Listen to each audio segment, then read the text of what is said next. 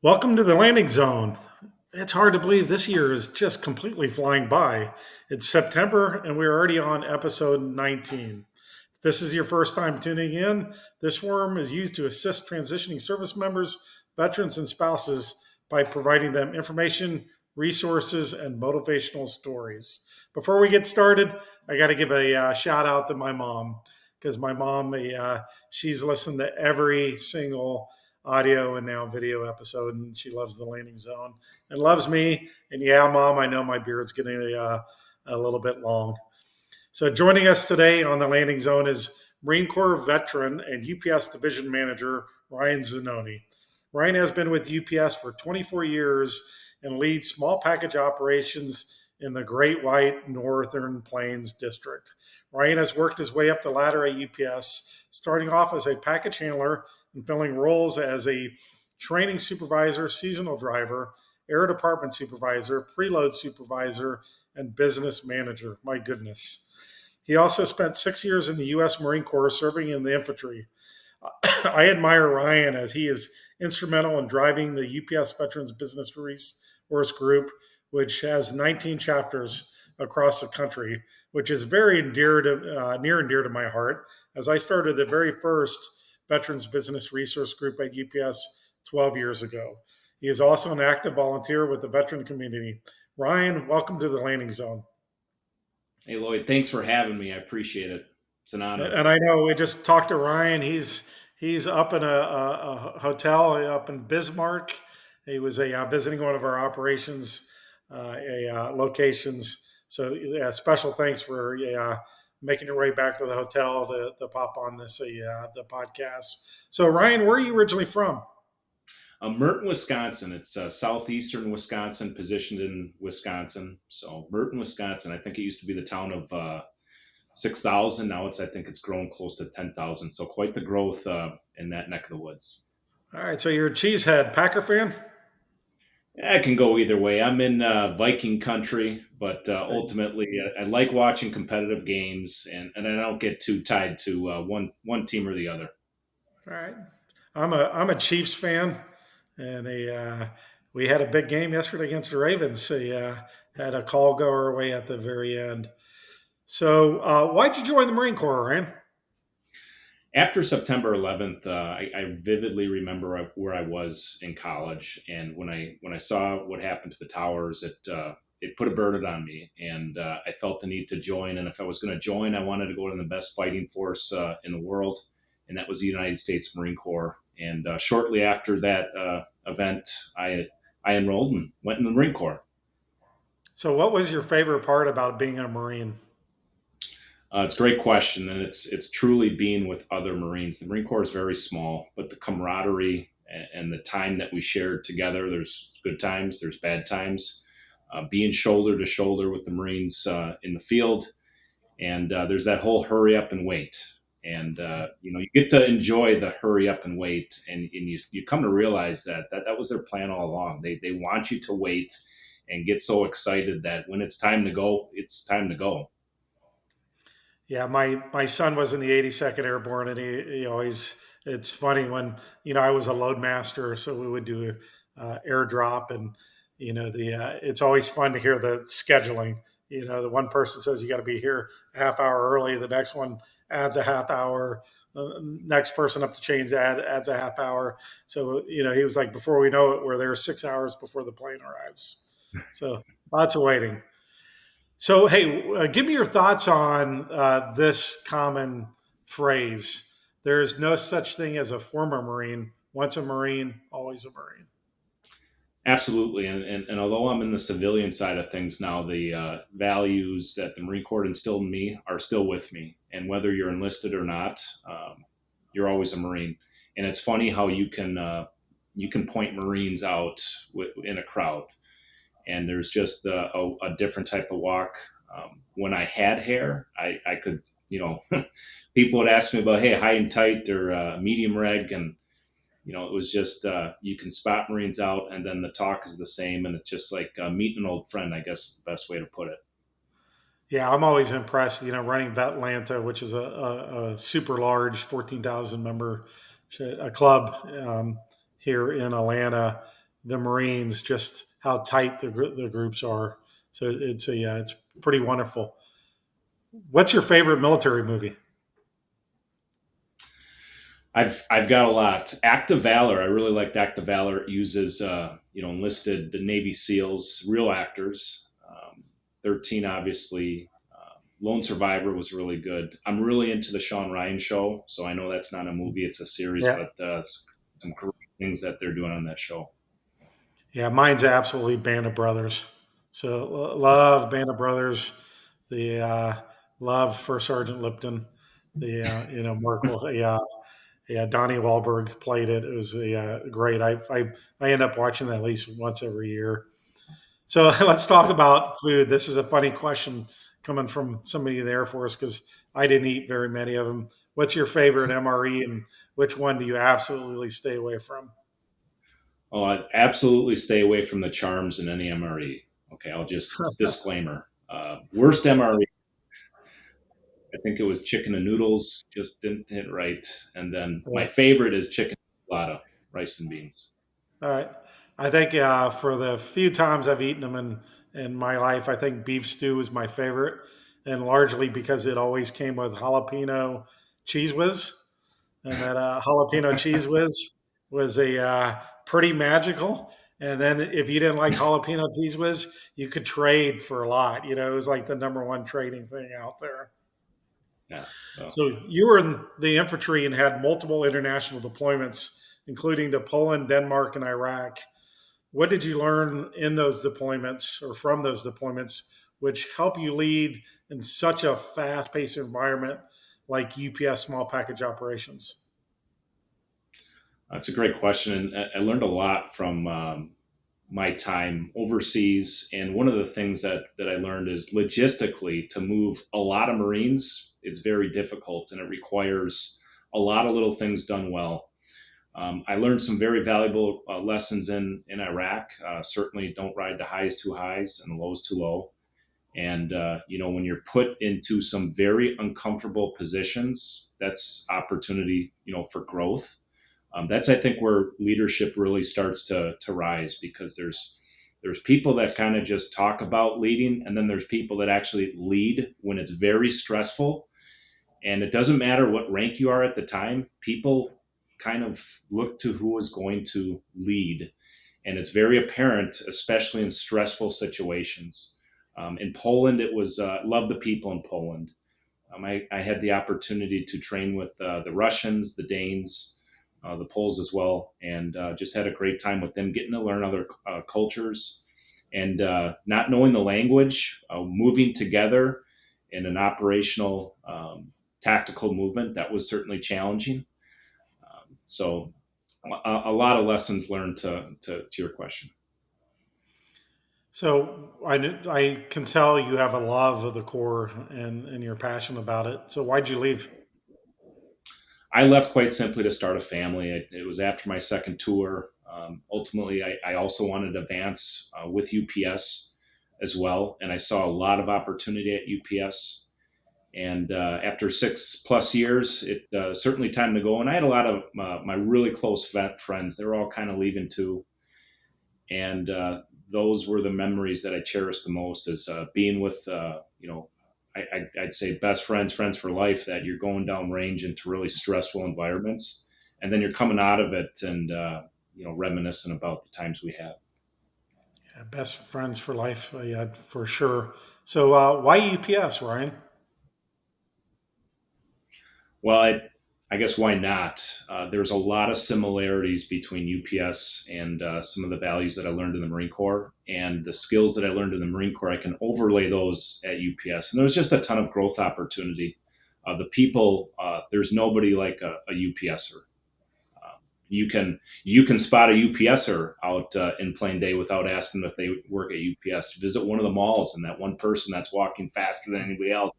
But there's a true passion amongst UPSers, and I just love every day that I get the opportunity to do something better, and for someone else for that matter.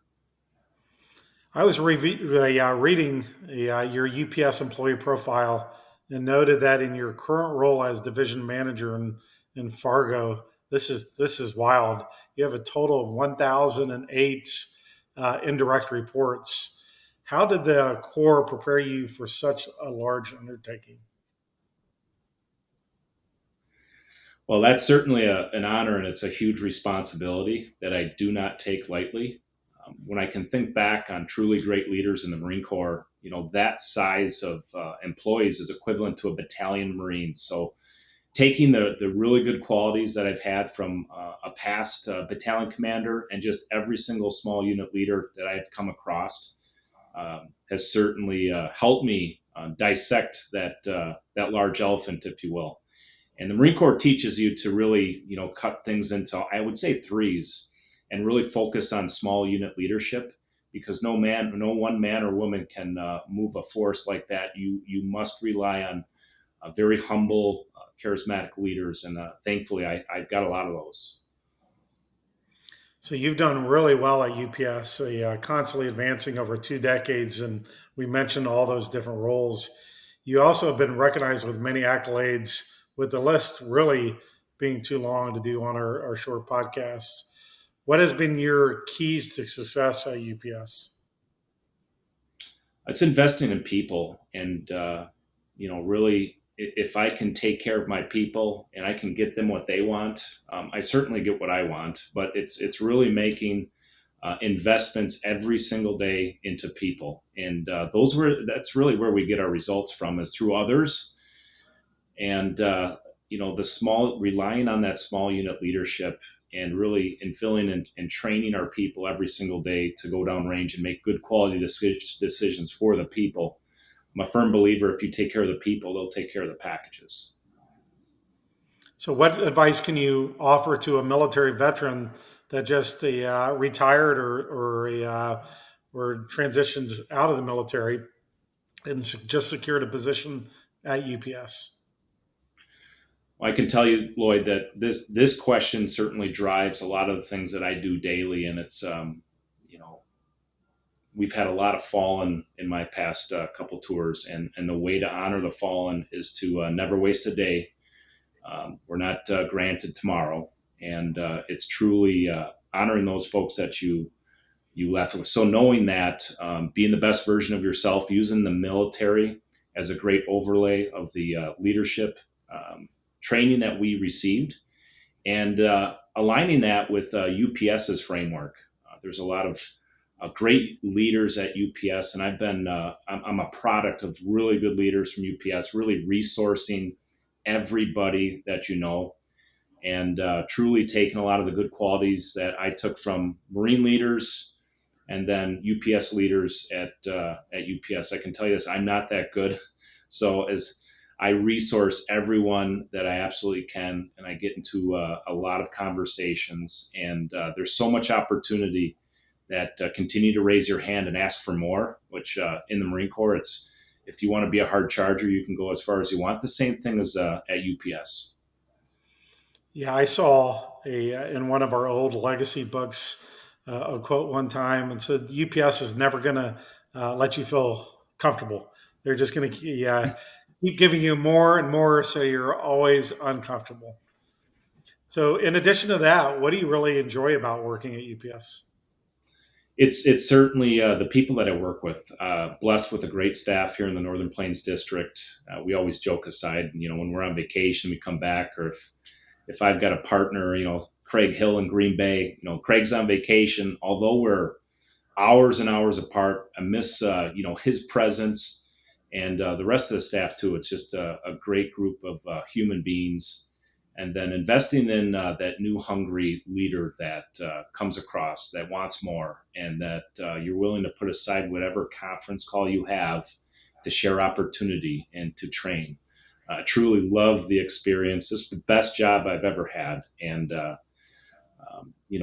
I think I promoted 30 individuals in my short time here in the Fargo division, and it's just been an awesome ride to find humble people, and that keeps me going. And this division has done a great job. The district has done a great job, and I'm excited to see what the future brings with all these new leaders. So, just like me, Ryan, you are a passionate volunteer. And in addition to the UPS Veterans Business Resource Group, which you spend countless hours supporting not only your local chapter, but all 19 chapters across the country. What other organizations are you passionate about that you volunteer with? Well, it's certainly the Asian Business Resource Group. Great group of folks there in the Northern Plains that I'm a staff sponsor with. And Nate Woodward leads a team there, and we've done a lot of great things for the community. We just participated in a dragon boat race, came in last, but constructively dissatisfied. We'll turn that into first next year. But it's I staff sponsor four veterans business resource groups and actively working with the Northeast. Just excited to see the passion that's coming out of that area and truly just kind of unlocking and opening doors for people and showing them what we've done and then learning from them as well. If it makes you feel better, the last dragon boat race I did with my new wife Sarah, we came in dead last too. So didn't win a race. So, hey, one of the things I love about volunteering, besides feeling good and giving back to the organization, it it helps you as a develop some new skills. What new skills have you been able to develop from your volunteering? I think it's the ability to, I'm a firm believer that, success is really going to be based on the amount of difficult or uncomfortable conversations you're willing to get into. And some of the volunteer events, just asking people, connecting with people, and eventually an opportunity presents itself where UPSers can put their sweat equity into helping somebody else, impacting the communities where we live and serve in. Recently went down to South Dakota, and all we did was clean up a farm uh, for uh, for a veteran, a Vietnam veteran, and just received a card that he sent to the staff here in Northern Plains, and just that was the best recognition he's received for going down range, being a Vietnam veteran, and just made his day. And it's just a great opportunity. But just learning and talking to different groups of people has certainly broadened my horizons on not being afraid to have a conversation. That's good. For me, I've had to learn you have to handle volunteers a lot different than I handled Air Force airmen when I was a first sergeant.